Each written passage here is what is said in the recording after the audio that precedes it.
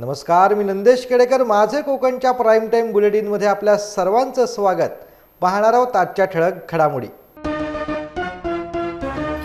उद्योजक सदानंद कदम यांना जामीन मंजूर. सुप्रीम कोर्टाकडून जामीन मंजूर. तर खेडमध्ये फटाके फोडून आनंद साजरा. एकमेकांना पेढे भरवून केला आनंदोत्सव. किल्ले प्रतापगडाचं पुनर्बांधणीचं काम सुरू. डागडुजीसाठी दगडाऐवजी कडप्प्याचा वापर. ग्रामस्थांनी डागडुजीचे काम केले बंद. कोकणात मिळते बांबू शेतीला प्राधान्य. कष्टात आणि कमी वेळेत भरघोस पीक. कोकणातील बांबूला परदेशात सुद्धा मोठी मागणी. आणि खेड जेसी फेस्टिवलची यशस्वी सांगता. खेडवासियांचा फेस्टिवलला उत्स्फूर्त प्रतिसाद.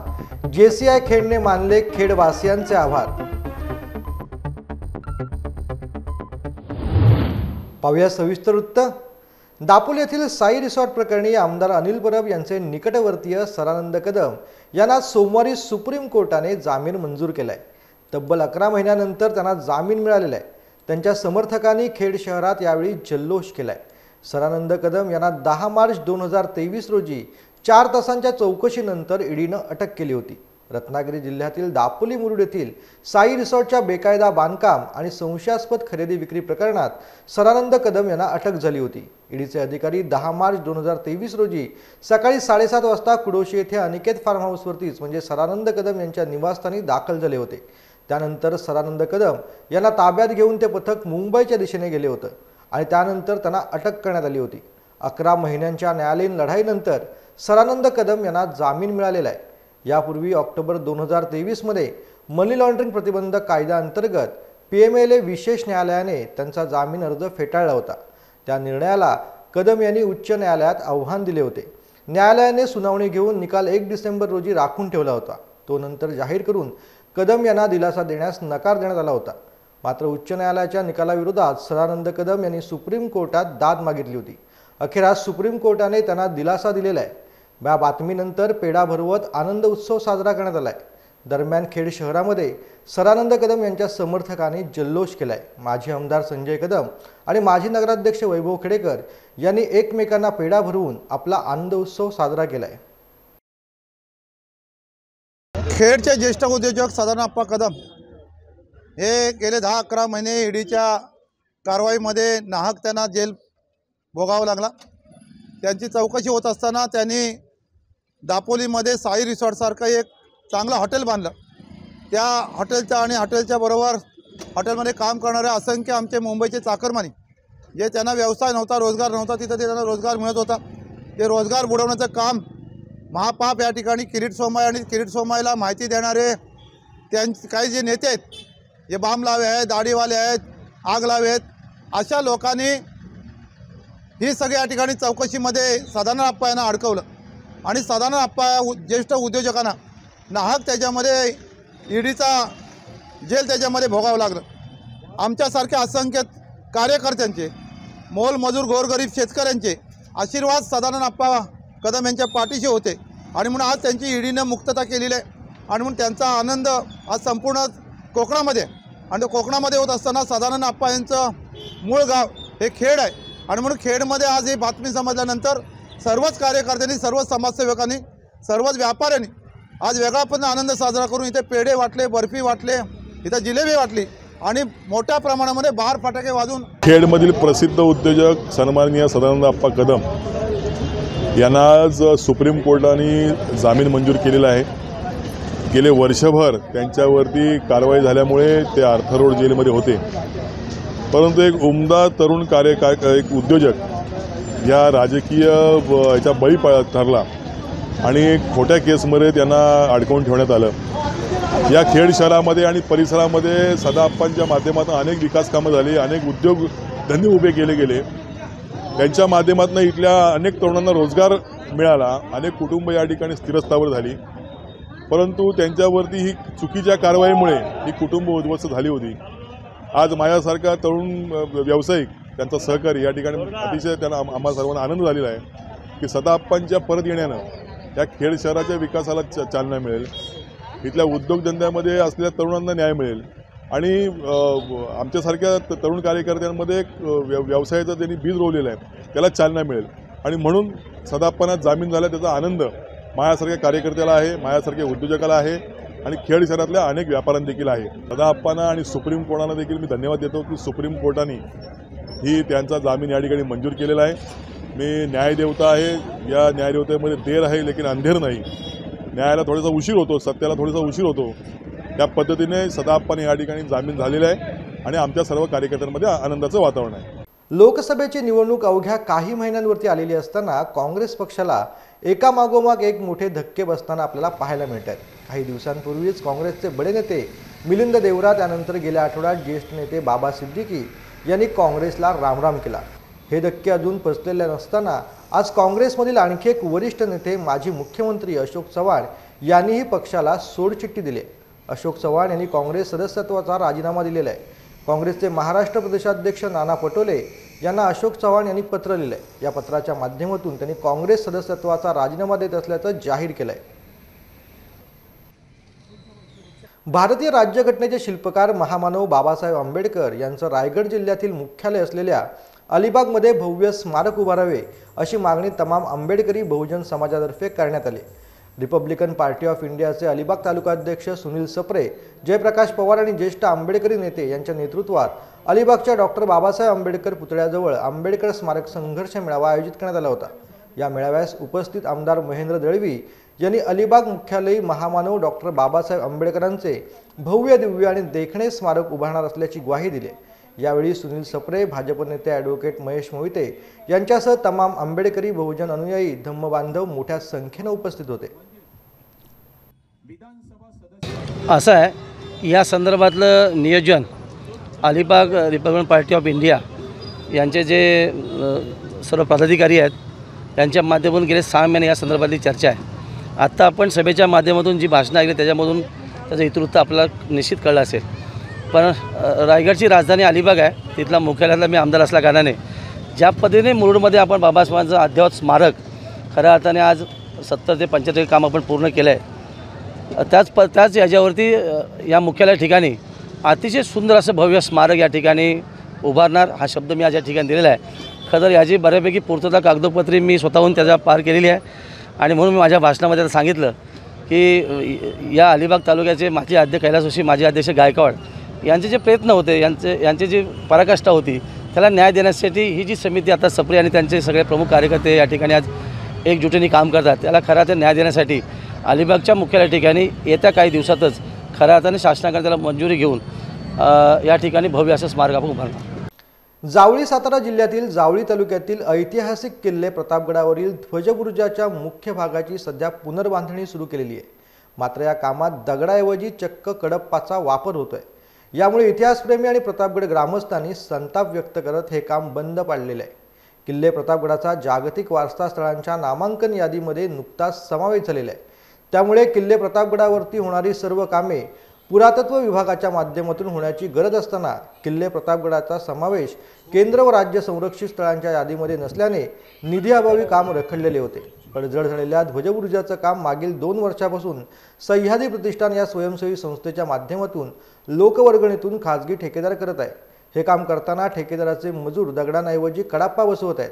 त्यामुळे किल्ल्याचे मूळ सौंदर्य लोप पावणार आहे.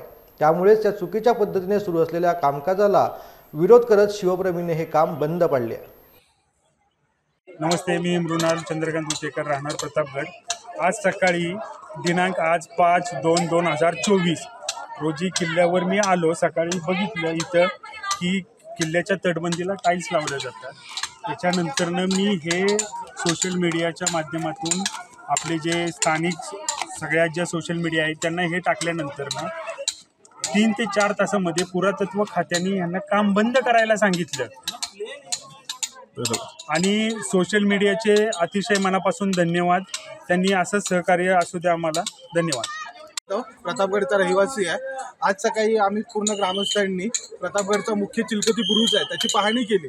त्याच्यावरती सह्याद्री प्रतिष्ठान मार्फत जे काही RCC काम झालं आणि त्याच्यावरती त्यांनी अक्षरशः मार्बलचा कडापा लावलेला आहे ड्रिलिंग करून आणि ते निष्कृष्ट दर्जाचं पूर्णपणे काम केलेलं आहे. आपला आज महाराष्ट्रातलं आपण गड किल्ल्यांचं वैभव जपण्याचा प्रयत्न करतोय. आणि याच्यामध्ये जिथं दगडी काम होणं गरजेचं आहे त्या ठिकाणी त्यांनी पूर्णपणे मार्बलचा कडप्पा लावलेला आहे. आणि हे काम करत असताना महाराष्ट्रातल्या बऱ्याचशा मराठी अभिनेत्यांना प्रतापगड किल्ल्यावरती घेऊन येऊन त्यांना आव्हान केलं की महाराष्ट्रातल्या गड किल्ल्यांसाठी स्वराज्य निधी जमा करा. आणि महाराष्ट्रातल्या तमाम जनतेनं महाराष्ट्रातल्या किल्ल्यांसाठी स्वराज्य निधी दिलेला आहे. आणि ह्या स्वराज्य निधीचा अशा प्रकारे किल्ल्यांच्या ठिकाणी काम करताना गैरवापर केला जातोय. नमस्कार, मी संतोष शारभाऊ जाधव, किल्ले प्रतापगड ग्रामस्थ गडकरी. प्रतापगडच्या भूमीमध्ये माझा जन्म झाला आहे आणि प्रतापगड वरती माय भवानी सामाजिक संस्था यांच्यामार्फत मी आणि आमचे मार्गदर्शक आदरणीय चंदोप्पा होतेकर यांच्या प्रयत्नातून लोकसहभागातून आम्ही प्रतापगड जीर्णोद्धाराचं काम हाती घेतलं होतं. त्याच्यानंतर प्रतापगड जीर्णोद्धार समिती एक निर्माण होऊन तिथं काम चालू झालं. कालांतराने ती बंद पडली. पण पुन्हा एक सह्याद्री प्रतिष्ठान नावाची एक महाराष्ट्रातली एक संस्था आहे, त्यांनी अवैधरित्या प्रतापगडच्या नावाखाली पैसे कमवले. आणि ह्या प्रकारे तुम्ही जरा व्हिडिओ इकडे दाखवा. हे बघा, ह्या प्रकारे प्रतापगडच्या तटबंदीचं दगडाऐवजी फरशीचं काम केलेलं आहे. ही बघा, ही फरशी क्लोज घ्या साहेब. हे बघा, ही फरशी तटबंदीचा काही संबंध नाही आणि अशी नॉमिनल हे केलेलं आहे. जवळपास 50 लाखाचा भ्रष्टाचार ह्या कामावरती झाला. कोकणात सध्या बांबू शेतीकडे नागरिकांचं सर्वाधिक प्राधान्य दिसून येते. कमी कष्टात कमी वेळेत भरघोस पीक आणि आर्थिक सुबत्ता यामुळे बांबू शेतीकडे आजची युवा पिढी वळलेली आहे. सध्या बांबू शेतीकडे कोकणातील युवक वळला असून यातून आर्थिक फायदा सुद्धा होतोय.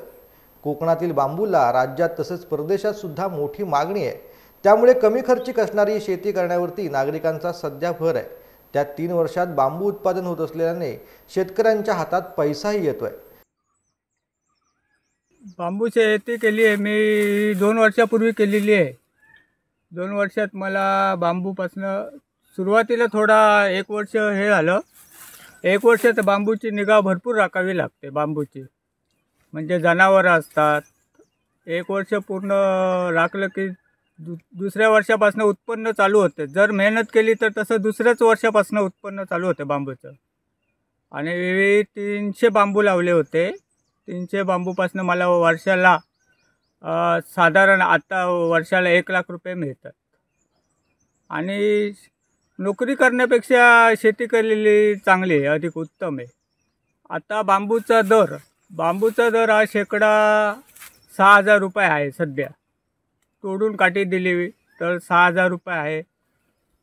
आणि कंदमुळाचा दर 150 ते 200 रुपये आहे बांबूचा कंदमूळ भरपूर मागणी असल्यामुळे मी कंदमुळं विकतो बांबूची. आम्ही बांबू शेती केलेली आहे. आम्ही लावताना पहिले 300 बांबू लावले होते. त्यातून आम्हाला आर्थिक खूप उत्पन्न चांगलं भेटलं आहे. आणि ह्या महागाईच्या दिवसात तरुण पिढीमध्ये जे धावाधाव नोकरीच्या संबंधात धावत असतात त्यापेक्षा हे बांबूचं उत्पन्न घेतील तर खूप चांगलं आहे.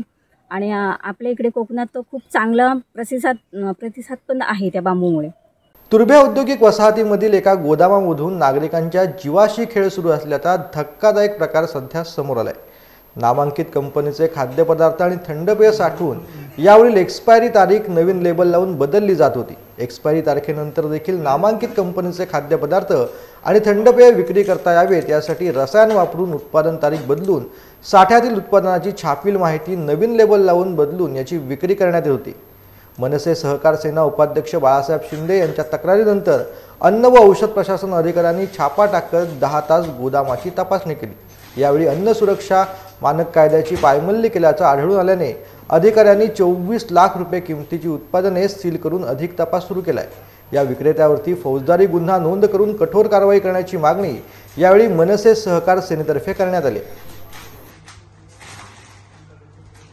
तुर्भे येथील कृष्णावर्षीस या कंपनीमध्ये गेल्या अनेक वर्षापासून एक्सपोर्टच्या नावाखाली खाद्यपदार्थांच्या लेबलमध्ये अदलाबदल करून एक्सपोर्टच्या नावाखाली त्यांच्याकडून हा माल बाहेर पाठवण्याचा घाट घातला जात होता. आम्हाला माहिती मिळाल्यानंतर आम्ही अन्न व औषध प्रशासनाला याबाबत लेखी तक्रार केल्यानंतर अन्न व औषध प्रशासनाच्या अधिकाऱ्यांनी रात्रभर तिथे चौकशी करून तपासणी करून धाड टाकल्यानंतर त्यांच्या असं निदर्शनास आलं की चांगल्या ब्रँडेड कंपनीचे जसे लेजचे कुरकुरे असतील, त्याच्यानंतर चांगल्या कंपनीचा गूळ असेल, पेप्सी असेल, थम्सअप असेल, त्याच्यानंतर फंटा असेल, चिक्की असेल, वेगवेगळ्या प्रकारचे कुरकुरे असतील, अशा खाद्यपदार्थांच्या लेबलमध्ये आणि एक्सपायरी डेट ज्या असतात त्या डेटमध्ये बदल करून त्याच्यामध्ये पुढच्या तारखा टाकून त्याचे लेबल चेंज करून ह्याच्यामध्ये यांच्याकडे कुठल्याही प्रकारचे परवाने नाही आहेत, एक्सपोर्टचे लायसन्स नाहीत, कुठल्याही प्रकारच्या परवानग्या नसताना राजरोसपणे हे काम चालू होतं आणि FDAच्या अधिकाऱ्यांनी याबाबत धाड टाकून जवळजवळ 25 लाख रुपयाचा माल त्या ठिकाणी जप्त केलेला आहे. त्यांच्या ज्या वापरात असणाऱ्या मशिनी, इंक वगैरे सगळी जप्त केलेली आहे आणि याप्रमाणे नवी मुंबईमध्ये खूप मोठ्या प्रमाणात ही कारवाई झालेली आहे. आम्ही FDAचे अधिकारी असतील, व्हिजिलन्सचे अधिकारी असतील अथवा FDAचे अन्न व औषध प्रशासनाचे आयुक्त असतील, त्यांना माझी विनंती आहे की आपण जी कारवाई केलेली आहे आमच्या तक्रारीच्या अनुषंगाने त्याबद्दल मी आपल्या सर्वांचा आभारी आहेच, परंतु याबाबत आपण तात्काळ पोलीस स्टेशनमध्ये 420 अंतर्गत फौजदारी कारवाई करावी, जेणेकरून भविष्यात अशा घटना घडणार नाहीत आणि अशा घटनामुळे आपल्या राज्याचं, आपल्या देशाचं नाव हे कुठंतरी परदेशामध्ये खराब होऊ नये. नागरिकांच्या आरोग्याचा, नागरिकांच्या हिताचा हा प्रश्न आहे. म्हणून माझी आयुक्त साहेबांना हात जोडून विनंती असेल की आपण या प्रकरणाची तात्काळ दखल घेऊन आपण पोलीस स्टेशनमध्ये गुन्हे दाखल करावेत, अन्यथा आम्हाला मनसे स्टाईलने आंदोलन करावं लागेल. जय महाराष्ट्र. रत्नागिरी जिल्हाधिकारी कार्यालयातील सभागृहात झालेल्या बैठकीत मुख्य कार्यकारी अधिकारी कीर्तिकिरण पुजार, प्रशिक्षणार्थी IAS डॉक्टर जस्मीन, अतिरिक्त मुख्य कार्यकारी अधिकारी परीक्षित यादव, उपजिल्हाधिकारी सर्वसाधारण शुभांगी साठे, उपमुख्य कार्यकारी अधिकारी राहुल देसाई यावेळेला आदी उपस्थित होते. जिल्हा नियोजन अधिकारी सत्यविनायक मुळे यांनी यंत्रणानिहाय वाचन करून माहिती दिली. यावेळी जिल्हाधिकारी श्री सिंह म्हणाले, नियोजनचे प्रधान सचिव सर्वसाधारण जिल्हा वार्षिक योजनेच्या खर्चाबाबत दररोज माहिती घेत असतात. सर्व यंत्रणांनी हा निधी वेळेत खर्च करावायचा आहे. ज्या यंत्रणांची अद्यापही प्रशासकीय मान्यता बाकी आहे त्या पूर्ण करून द्याव्यात. कोणतेही काम प्रलंबित ठेवू नये. विशेषतः जिल्हा परिषदेच्या विविध योजनांबाबत संबंधित विभाग प्रमुखांनी कटाक्षाने कार्यवाही करावी असं देखील त्यांनी सांगितलं आहे. रत्नागिरी जिल्हाधिकारी कार्यालयातील सभागृहात आज बैठक झाली. या बैठकीला मुख्य कार्यकारी अधिकारी कीर्तिकिरण पुजार, प्रशिक्षणार्थी IAS डॉक्टर जस्मीन, निवासी उपजिल्हाधिकारी चंद्रकांत सूर्यवंशी, उपजिल्हाधिकारी सर्वसाधारण शुभांगी साठे, MIDCचे प्रादेशिक अधिकारी वंदना खरमाळे, जिल्हा कौशल्य विकास रोजगार व उद्योजकता मार्गदर्शन केंद्राच्या सहाय्यक आयुक्त इनुजा शेख, लोटे परशुराम इंडस्ट्रीजचे असोसिएशनचे अध्यक्ष राज आमरे, जिल्हा व्यवसाय शिक्षण व प्रशिक्षण अधिकारी शशिकांत कोतवडेकर, जिल्हा उद्योग केंद्राचे व्यवस्थापक अमरजीत गायकवाड आदी यावेळेला उपस्थित होते.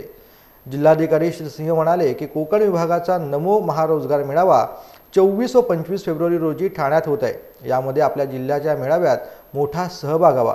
त्या दृष्टीने सर्व उद्योजक, आस्थापना यांनी आपला सहभाग नोंदवावा. या मेळाव्याच्या अनुषंगाने बेरोजगारांना अधिकाधिक नोकरीच्या संधी कशा उपलब्ध होतील त्या दृष्टीनेही सर्वांनी प्रयत्न करावेत. त्याचबरोबर या मेळाव्याची व्यापक प्रसिद्धीही करावी असं देखील जिल्हाधिकाऱ्यांनी सांगितलंय. सिडको नैना परिक्षेत्रातील गावांना एकत्रीकृत विकास नियंत्रण आणि संवर्धन विनियमन UDCPR लागू करण्याबाबत शासन सकारात्मक विचार करेल असं आश्वासन रायगड आणि रत्नागिरी जिल्हा पालकमंत्री उदय सामंत यांनी आज दिले. आज कोकण भवन विभागीय आयुक्त कार्यालयात नैना परिक्षेत्रातील समस्यांबाबत सर्वपक्षीय बैठक बोलवण्यात आली होती. या बैठकीस आमदार महेश बालदी, आमदार प्रशांत ठाकूर, आमदार बाळाराम पाटील, श्री GM म्हात्रे, बबन पाटील, रामदास शेवाळे, अरुण भगत आणि संबंधित शासकीय अधिकारी आदी मान्यवर यावेळेला उपस्थित होते. नवी मुंबई आंतरराष्ट्रीय विमानतळ प्रभाव क्षेत्राकरता नैना विशेष नियोजन प्राधिकरण सिडकोने निर्माण केले. या अधिसूचित क्षेत्रात पनवेल, उरण व पेण तालुक्यातील 175 गावांचा समावेश आहे. सदर नैना अधिसूचित क्षेत्रामध्ये 23 गावांची अंतरिम प्रारूप विकास योजना शासनाने यापूर्वीच मंजूर केले. उर्वरित 152 गावांची प्रारूप विकास योजना 16 सप्टेंबर 2022 रोजीच्या अधिसूचनेनुसार मंजूर झालेली आहे. नैना परिक्षेत्रात UDCPR लागू झाल्यास अनेक प्रश्न मार्गी लागतील असंही नामदार उदय सामंत म्हणाले. खेड तालुक्यातील फुरुस नवतरुण मित्रमंडळ ग्रुप नंबर 1 भुलेश्वर वाडी संलग्न आदर्श महिला मंडळ आयोजित श्री सत्यनारायण महापूजा व विद्यार्थी गुणगौरव समारंभ सोहळ्यानिमित्ताने दापोली विधानसभा मतदारसंघाचे माजी आमदार संजय कदम यांनी भेट दिली. या कार्यक्रम प्रसंगी नेते आत्माराम कदम, खेड पंचायत समितीच्या माजी सदस्य प्रकाश मोरे, शिवसैनिक विष्णू कदम, पुरुष ग्रामपंचायतीचे माजी सरपंच रुपेश चौगुले आदींसह सर्व ग्रामस्थ, पदाधिकारी, कार्यकर्ते मोठ्या संख्येने उपस्थित होते. खेडमधील प्रतिष्ठित बांधकाम व्यावसायिक आणि मनमिळावू व्यक्तिमत्व सिकंदरभाई मुसा यांच्या वाढदिवसाच्या निमित्ताने हाजी SM मुकादम हायस्कूल आणि अफजल जाफर खान महाडिक ज्युनियर कॉलेज येथे विविध कार्यक्रमांचं आयोजन करण्यात आलेलं होतं। यावेळी विद्यार्थ्यांना खाऊ वाटप करण्यात आलं। तसेच सिकंदरभाई मुसा यांना साऱ्यांनी वाढदिवसानिमित्त शुभेच्छा देखील दिल्या। सिकंदर मुसा हे नेहमीच सामाजिक सेवेत अग्रेसर असून त्यांच्यावरती विविध क्षेत्रातील मान्यवरांनी व जगभरातील मित्रपरिवारांनी देखील शुभेच्छा दिल्या। आज माझा वाढदिवस आहे आणि त्या वाढदिवसानिमित्त मी आज मुकादम हायस्कूल या ठिकाणी माझ्या शाळेतल्या विद्यार्थ्यांसाठी संगती मी केक कापला आणि त्यांना चांगले 2 शब्द म्हणजे त्यांनी पण भवितव्यात ज्या शाळेत मी शिकलो त्या शाळेत आज मी चीफ एक्झिक्युटिव्ह ऑफिसर आहे, त्याप्रमाणे त्यांनी पण समाजात तसंच काम करून त्यांनी पण समाजासाठी काहीतरी करावं हे आज उद्देश दिलेले आहे।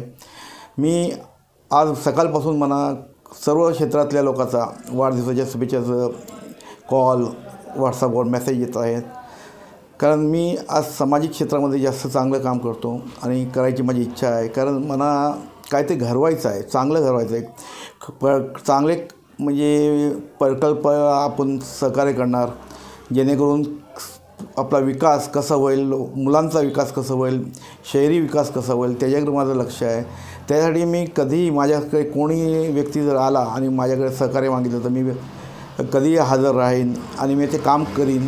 आज सकाळपासून मला माझ्यावर जे आंतरराष्ट्रीय स्तरावरून सर्व कोकणातून सर्व जे माझे लोक इथं संबंध आहेत भारतात त्यांच्याकडून मला जे अभिनंदन याचं शुभेच्छाचे वर्षाव झालेलं आहे त्याबद्दल मी भरवून गेलेलो आहे। खेडमधील नाविन्यपूर्ण असलेल्या जेसी फेस्टिवल 2024ला संपूर्ण खेडवासियांनी भरघोस प्रतिसाद दिलाय। या जेसी फेस्टिवलची सुरुवात महाराष्ट्राच्या संस्कृतीचं दर्शन घडवणाऱ्या शोभायात्रेनं झाली। जेसी फेस्टिवलला विविध क्षेत्रातील मान्यवरांनी भेटी देऊन जेसीआय खेडच्या कार्याचं कौतुक देखील केलंय। तर या फेस्टिवलमध्ये विविध प्रकारचे स्टॉल, आनंद मेळा, खवय्यांसाठी फूड स्टॉल, सिनेतारका, रील स्टार, आफ्रिकन डान्स, जिवंत स्टॅच्यू यामुळे खेडवासीय मोठ्या प्रमाणात आनंदी आणि उत्साही होते। जेसी फेस्टिवल 2024मध्ये गरजू कुटुंबियांना व विद्यार्थ्यांना भरघोस मदत देखील करण्यात आली। नाविन्यपूर्ण जेसी फेस्टिवलला रेकॉर्ड ब्रेक गर्दी यावर्षी पाहायला मिळाली। जेसी फेस्टिवलची यशस्वी सांगता झाल्यानंतर खेड जेसीआयने संपूर्ण खेडवासियांचे आभार देखील मानलेत। जेसी फेस्टिवल 2024ला विशेष म्हणजे 2024चे जेसीआयचे national president advocate Rakesh Sharma यांनी भेट देऊन खेड जेसीआयच्या कार्याचं कौतुक केलं व खेडवासियांचे आभार देखील मानले। आई एम सो हैप्पी, मुझे बहुत खुशी है ये जेसीआई फेस्टिवल में आने के लिए। I am so happy being the national president of JCI India.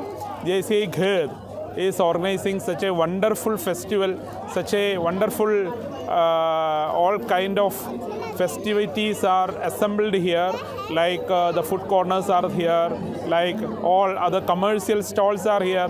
At the same time the entertainments are also happening here. So in such a beautiful town of Ghed, JCI is organizing such an event which connects the people, which gives entertainment for the people and which gives about the information about the organization called Junior Chamber International also. I am so much proud and happy to participate in Ghed festival and be a part of this festivity. JC फेस्टिवलच्या शेवटच्या दिवशी star प्रवाहावरील तुझेच मी गीत गात आहे या मालिकेतील सुहानी म्हणजेच लोकप्रिय अभिनेत्री धनश्री भालेकर हिने नृत्य सादर करत खेडवासियांची मने जिंकली। यावेळी तिने खास माझे कोकणशी संवाद देखील साधलाय। पाहूयात नेमकं काय म्हणाली आहे धनश्री भालेकर। नमस्कार, मी धनश्री भालेकर म्हणजेच तुम्हा सगळ्यांची लाडकी सुहानी तुझेच मी गीत गात आहे स्टार प्रवाह या मालिकेवरील। कोकणाबद्दल काय बोलू, कोकण माझं घर आहे, it is my home town. मी सावंतवाडीची आहे मूळ आणि आज मला कोकणात गेस्ट म्हणून बोलवलं ही माझ्यासाठीच खूप अभिमानाची गोष्ट आहे। आणि जेसी फेस्टिवलबद्दल तर काय सांगायचं, हे 20वं वर्ष आहे जेसी फेस्टिवलचं आणि इतकी वर्ष सलग इतका छान दमदार इव्हेंट करणं, इतका दिमागदार इव्हेंट करणं आणि proper management through is not a cup of T.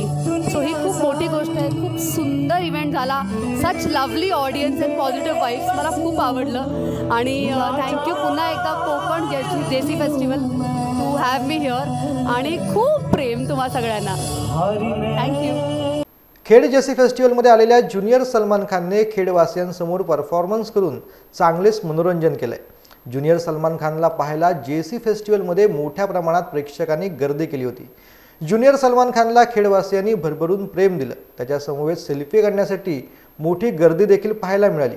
यावेळी ज्युनियर सलमान खानने माझे कोकणशी संवाद देखील साधलाय।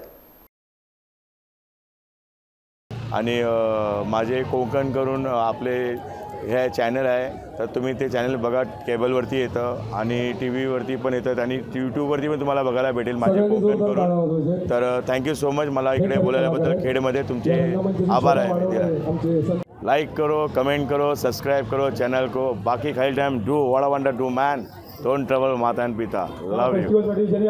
खरं तर जेसी फेस्टिवलमध्ये आकर्षण ठरलं ते सिंधुदुर्ग जिल्ह्यातील बांदा येथील अलाइव्ह स्टॅच्यू ग्रुप यांनी सादर केलेले जिवंत देखावे डोळ्यांचे पारणे फेडणारे होते। हे जिवंत स्टॅच्यू पाहण्यासाठी व सेल्फी काढण्यासाठी खेडवासियांनी मोठी गर्दी देखील केली होती। संपूर्ण खेडवासियांनी या कलाकारांचं कौतुक करत या कलाकारांना बक्षिसं देखील दिली। सलग 8 तास हे कलाकार एकाच जागी उभे राहत होते। या फेस्टिवलमध्ये या कलाकारांनी गांधीजी, दादासाहेब फाळके, आदिवासी भिल्ल, आदिवासी माणसे अशा कलाकृती साकारल्या। या कलाकारांनीही माझे कोकणशी विशेष संवाद साधलाय।